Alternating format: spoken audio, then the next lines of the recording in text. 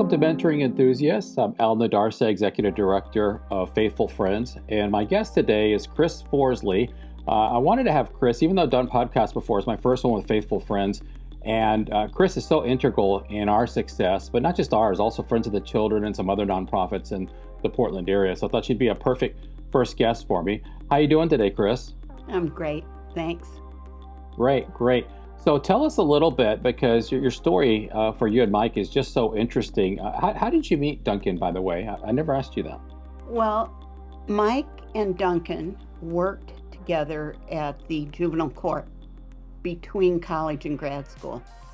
And the two of them tried to really help the kids that were incarcerated. But they were saying at the same time, it's too late. They're already in trouble. We need to figure out a way to help them out early on. And then the two of them went their separate ways. Mike came to Chicago, which is where I met him in grad school. And we worked in the schools in the south side of Chicago for a couple of years in our program. And then by the time we got out here to Portland again, I was 5 months pregnant with my first child. And that's when I met Duncan. He and Mike had remained great friends, and he soon became one of my great friends. Wow, that's lovely. And you guys have known each other for so many years. So how did it start? Because I think before talking about Faithful Friends, it's important that we go backwards and tell the story about you and Mike starting Friends of the Children, because you guys were the first team to really launch that. So what was that like? Well, um, Mike and Duncan came up with a lot of ideas along the way, but nobody had any money. And Duncan, became quite successful. And finally, he had some money, and he said, "Okay, let's do it." And he came to Mike and said, "Will you help me get this program started?" I just came along as a volunteer for that first year, just helping out in any way I could, but then came on full time the second year in 1994 is when I started full time.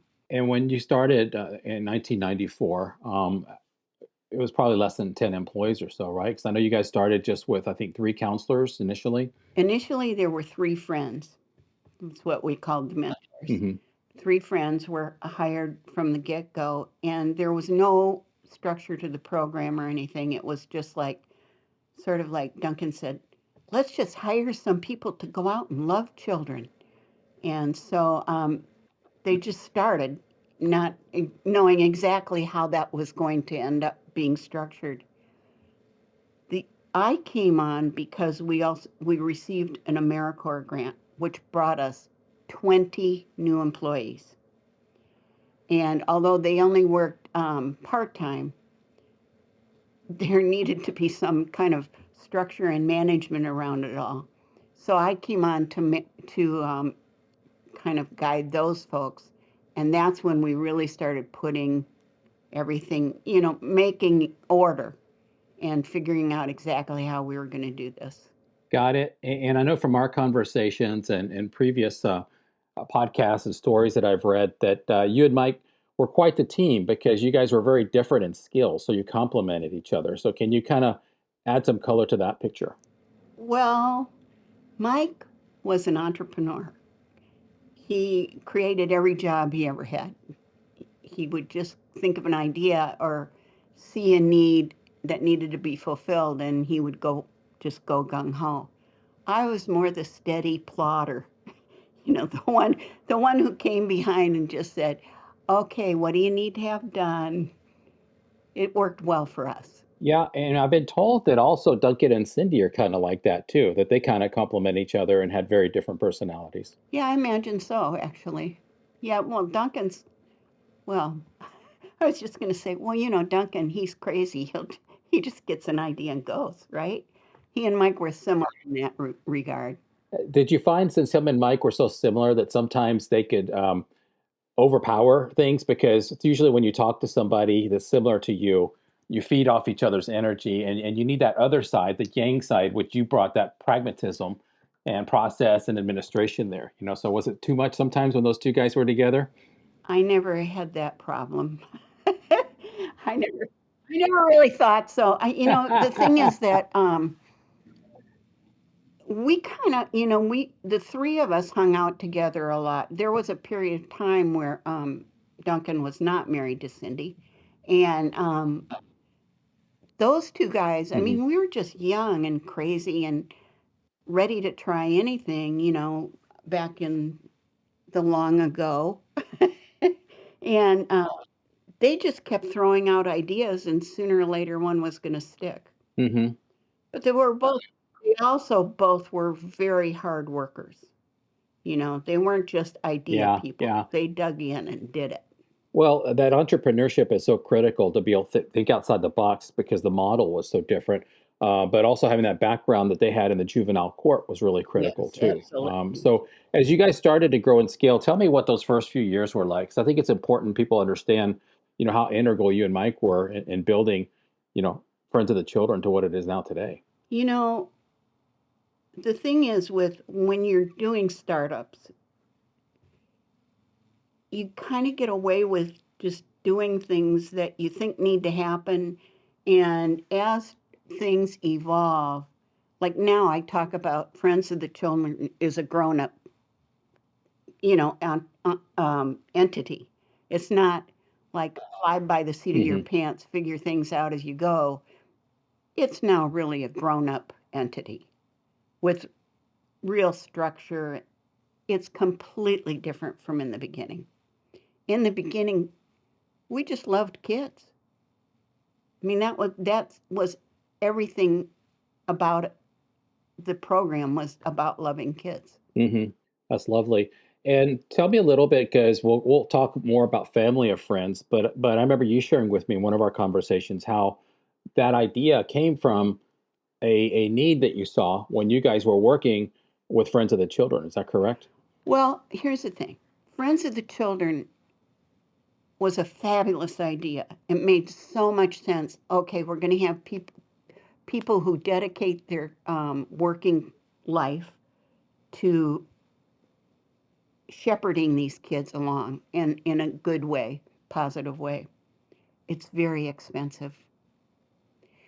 And so I don't know if you know this, but we had left Friends of the Children for a few years, and then Mike was diagnosed with stage 4 cancer, and he was going to die.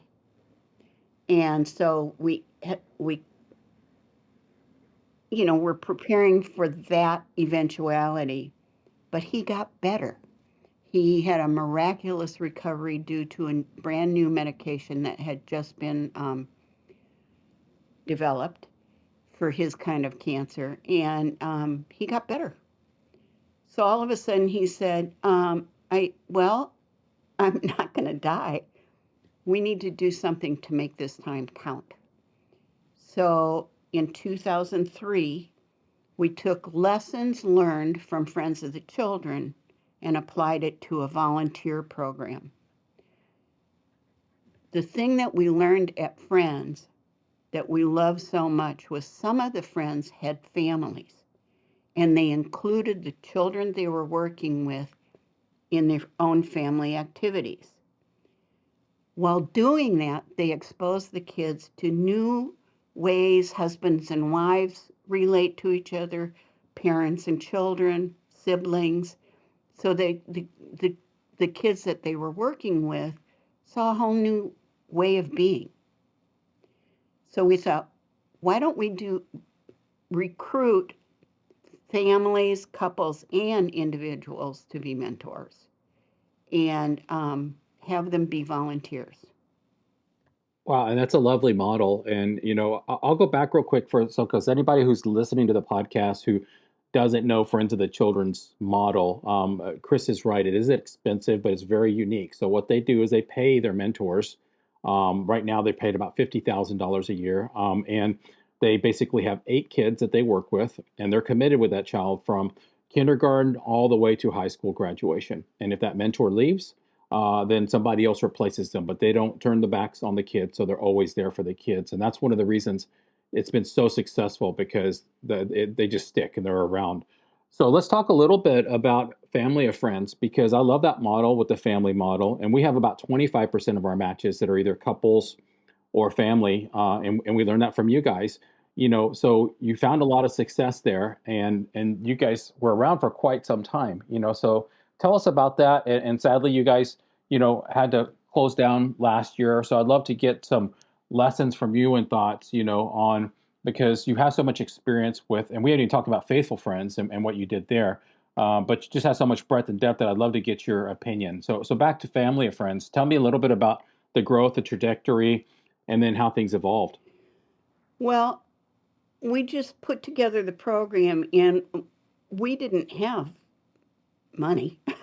We didn't have funding for Hmm. it particularly. So, one of the things we did was went to Trillium Family Services, which is a large organization that works with children with mental health issues. And they took us in under their umbrella. And then that enabled us to raise some funds. And it was me and Mike to begin with, but then Mike got recruited away from us by another program. And so then it was just me, and then I hired a couple of part time employees, and we just started recruiting. And one of the things that we thought of right from the beginning was a great place to recruit mentors would be churches. Now, Mm. so then again, we were similar a little bit to Faithful Friends, although churches was not the only place we recruited. Um, I have to tell you, Al, I think that Duncan asked me in 1995. He came to me and said, "Will you start a faith based mentoring program for me?" And I said, "Not right now. I'm a little busy with this program." So then he later came on and asked me to help with Faithful Friends. Wow, I didn't realize that. So 1995, because we started in 20. He had always wanted it. Yeah. Yeah, yeah, and I've talked to enough people, including yourself, and a lot of friends that Duncan has had for many, many years, and they all said that ideally, what Duncan wanted when he started was to have this paid mentor program, like Friends of the Children, but also be faith-based. And there were just so many naysayers saying it's too much. So then he finally did that in 2013. So tell us a little bit about how you finally listened to Duncan and you came over and helped us start. And that's a great story too, with working with Justin and bringing Curtis on board. So tell us, how that got started. Okay. I was trying to retire. Mike passed away in 2006, and I continued to with family and friends, and I decided that I would retire at age 70. Hmm. Right around that time, and I was phasing myself out. I had hired my replacement, and she was fabulous. And Duncan came along and said, "Oh, well, we're going to start this faith-based program, and we already have a program manager. She's terrific.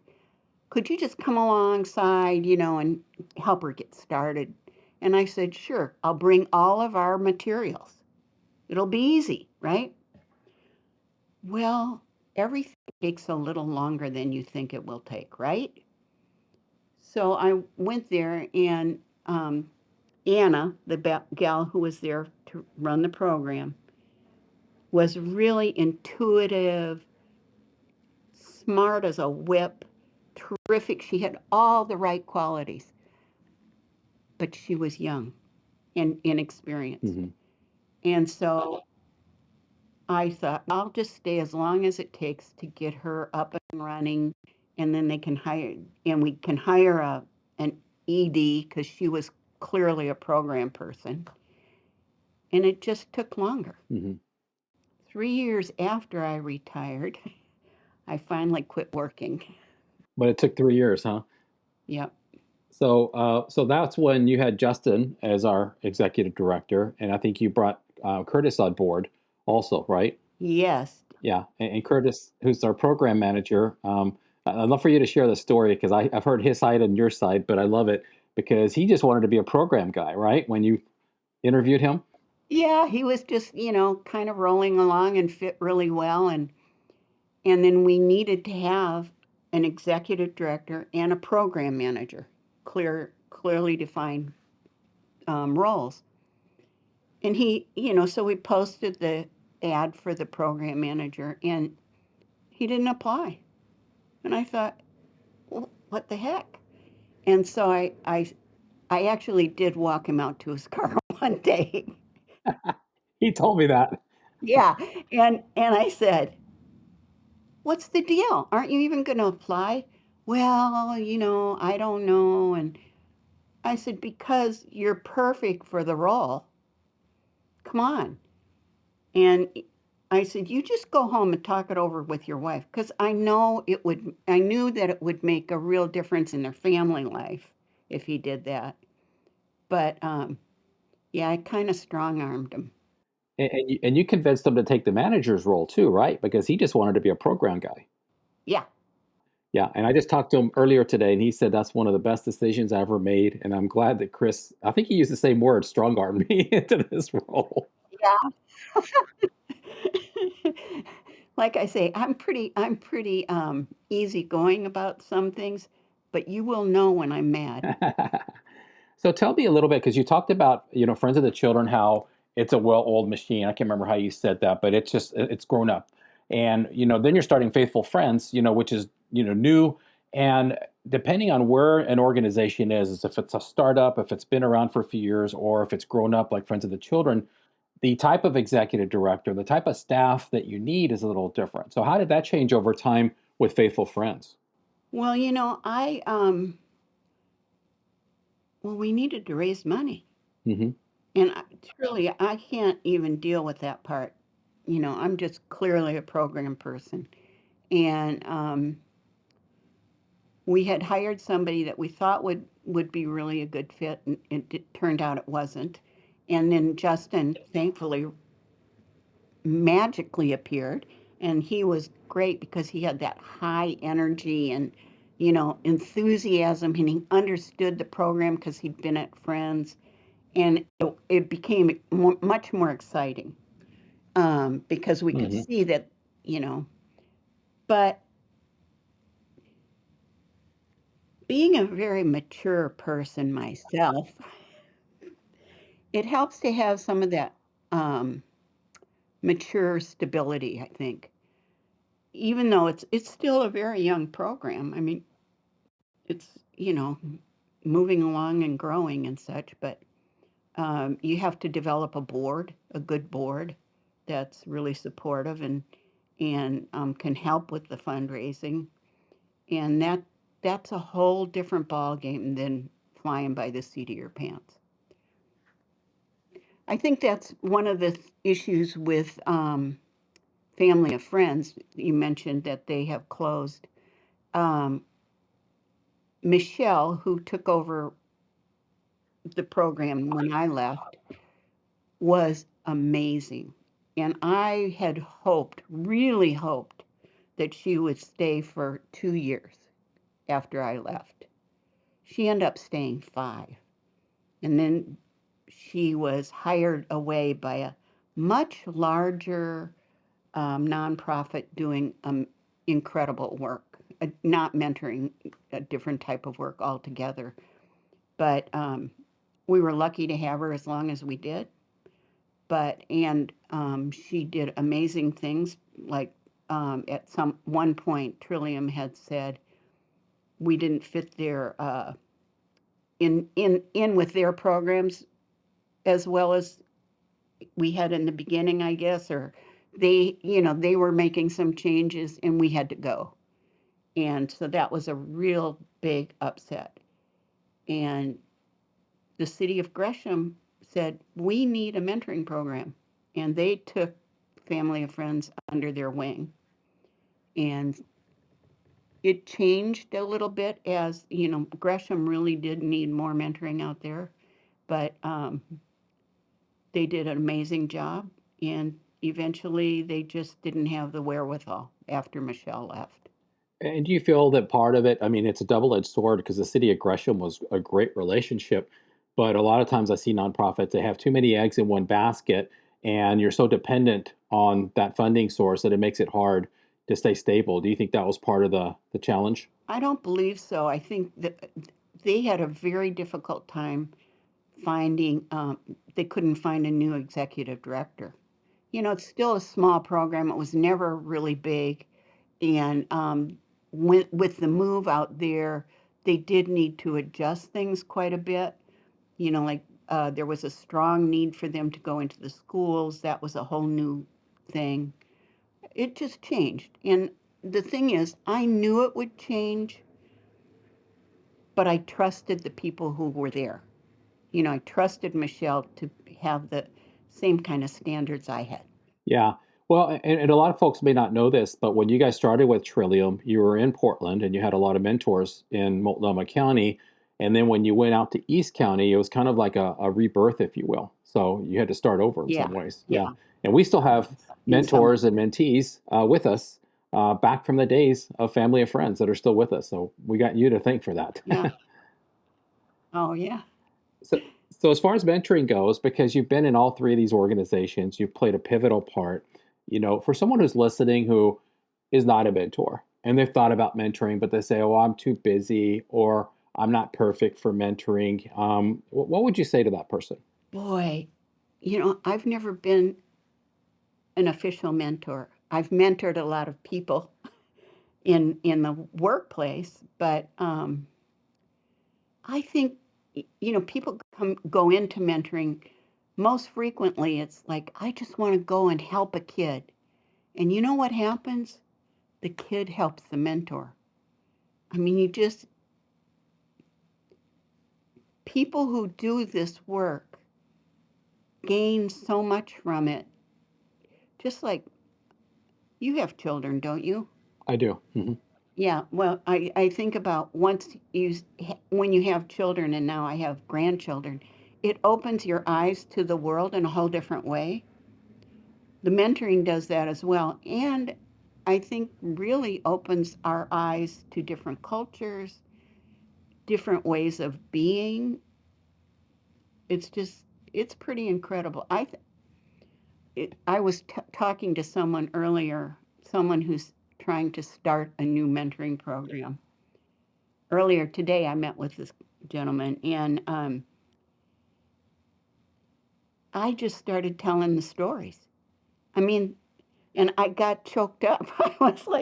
I was telling a story about a little girl who I matched with a woman who was a professional.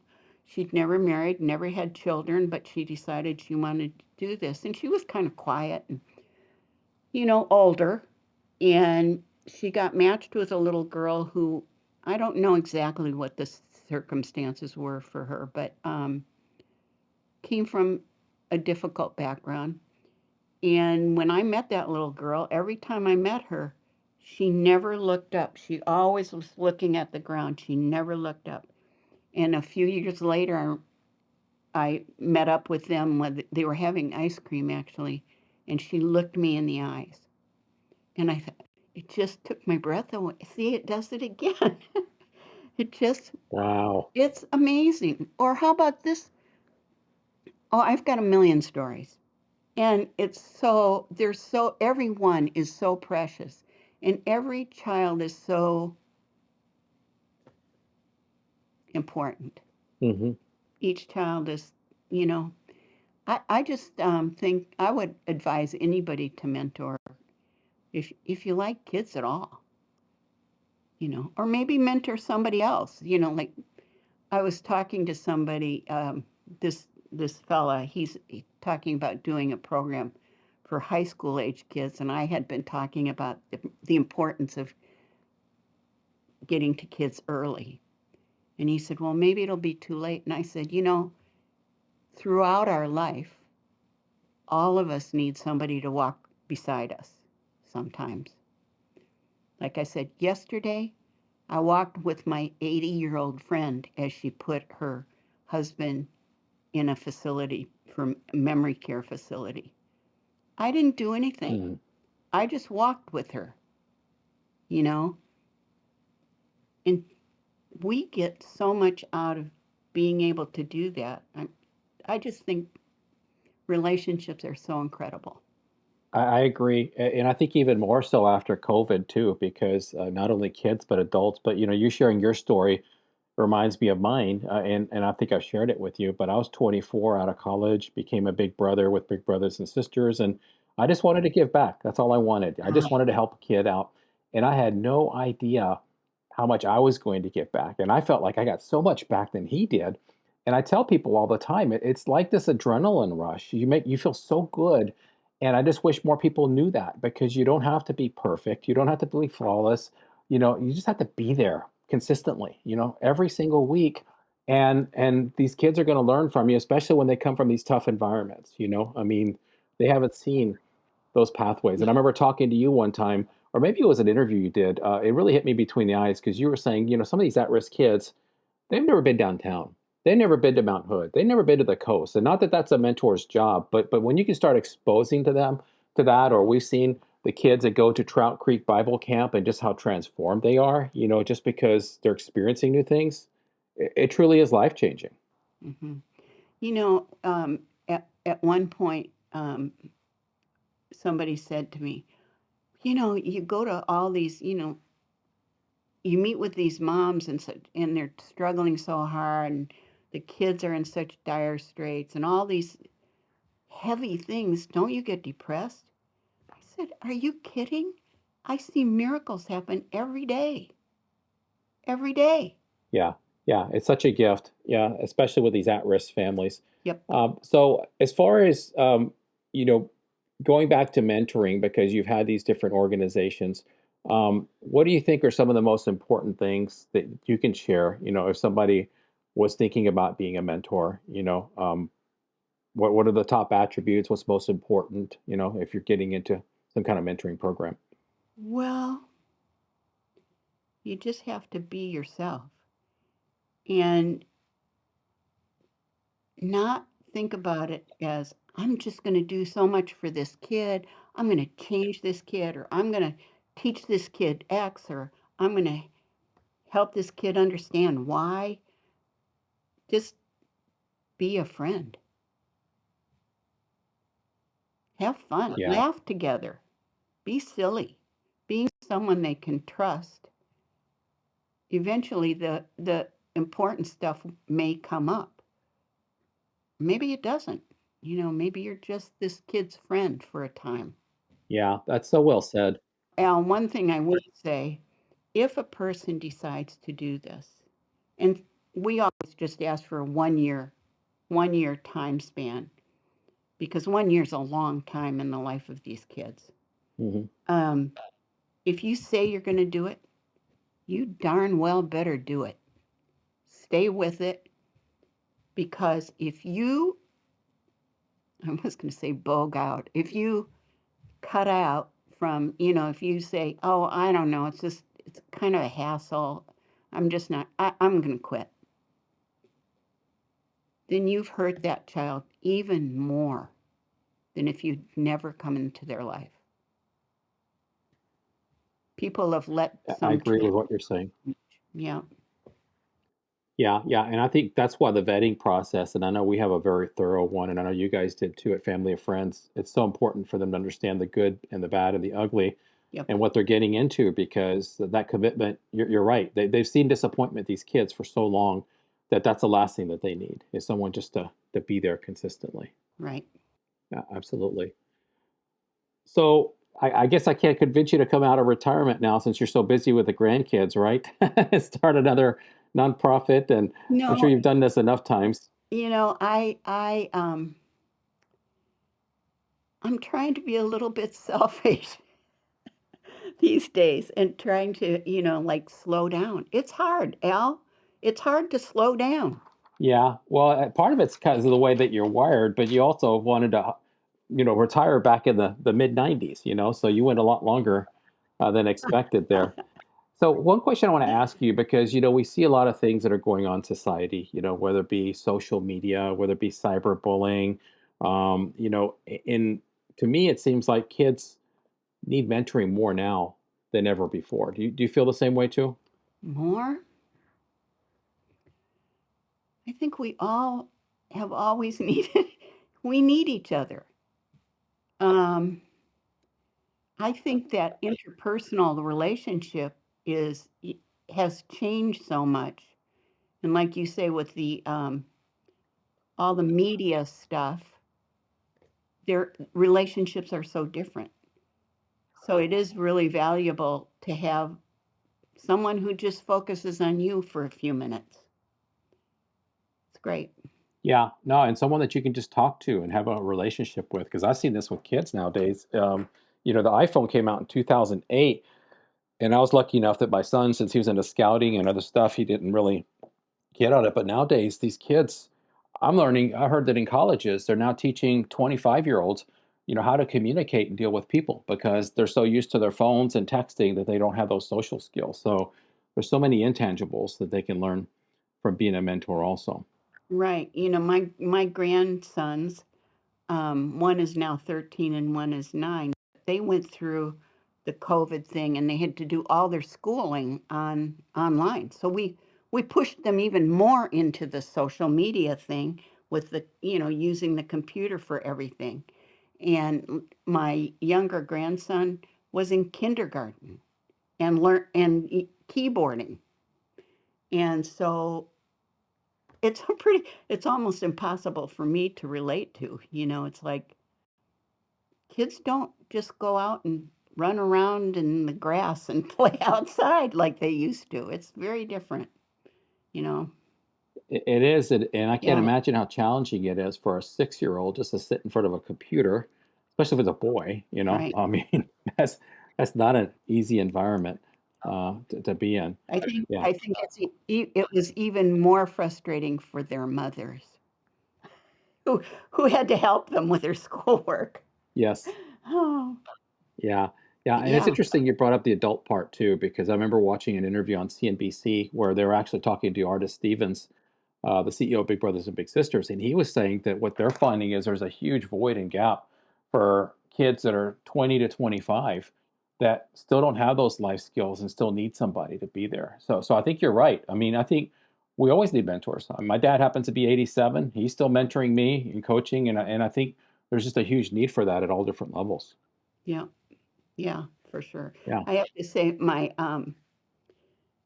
one grandson, his dad was away for a while and for a couple of years, and he would come over to my house and I'd watch stupid guy humor.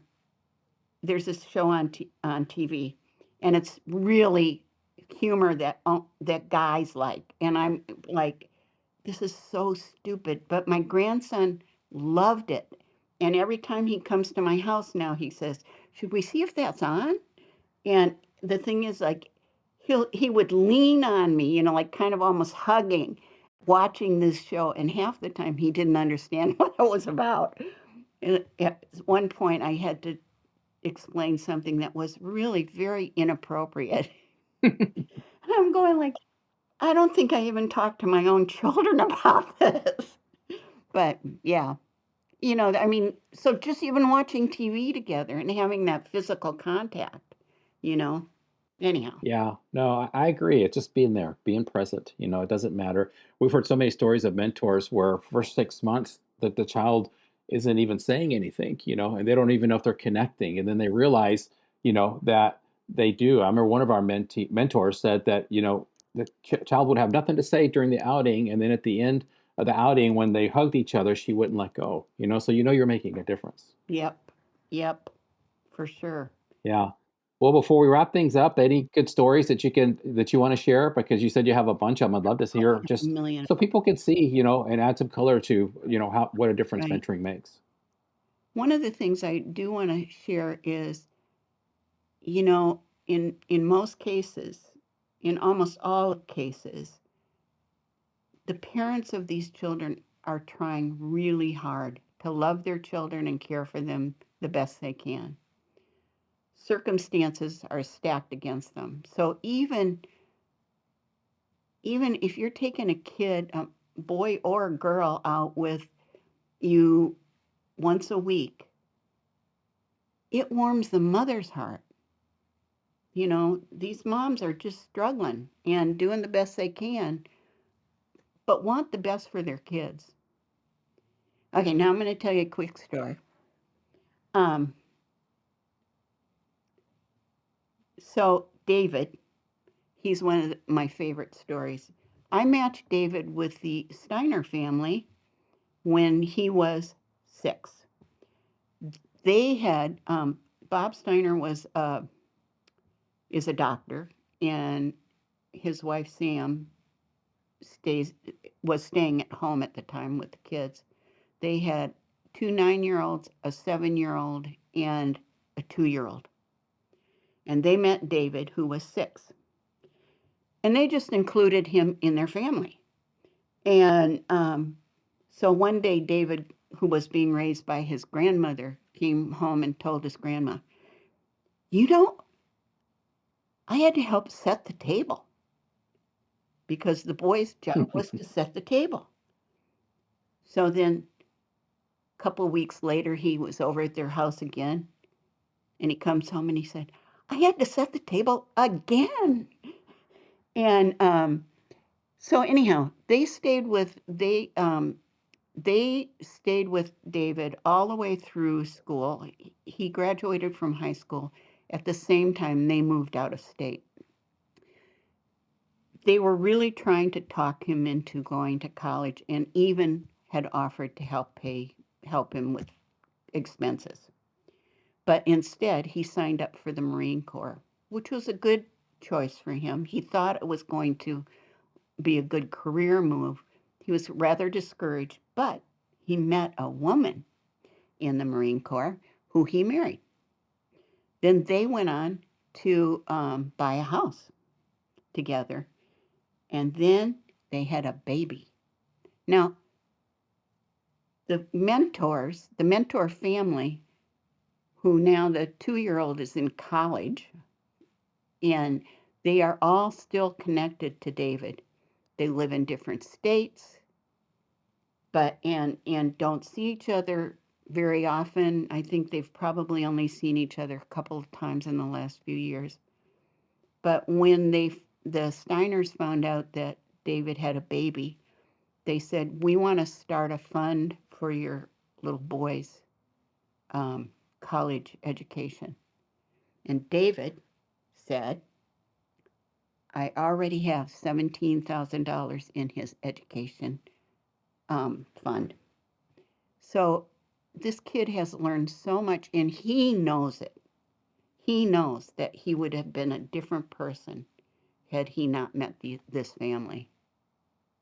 And they just included him. They just included him in their family activities.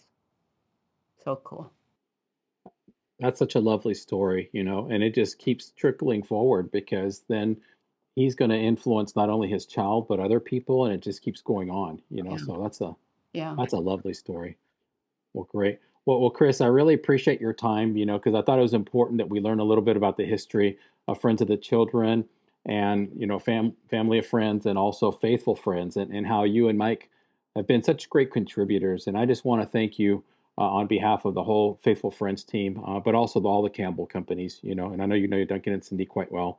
But you and Mike were a huge part Right. of the success of these companies. And I just want to thank you wholeheartedly for all that you guys did, because we would not be here if it wasn't for all the hard work that you guys had to do. And it wasn't easy at the beginning, but you guys did an amazing job. So thank you for all that you did. You know that it was my pleasure and my honor to do it. But I do have one thing to say. Mm-hmm. I sure hope you talk to Duncan and get a few words from him. We are. We just had him at a meeting last week, and we want to do a podcast with him. Great. And hear what he's got to say. So we do plan to do that because he's such a great soul, and we want to hear some stories from him. So, but you had to be number one because you started us. So he'll be number 2. Oh, well, he's my number 1 for sure. Yeah, he's just amazing. Well, great. Yeah. Well, Kris, thanks again for your time, and You bet. you know, have a great day, and I'm sure we'll be communicating soon. Okay. Okay. Thanks, Al. Thanks. Okay. It was Bye. fun. Bye.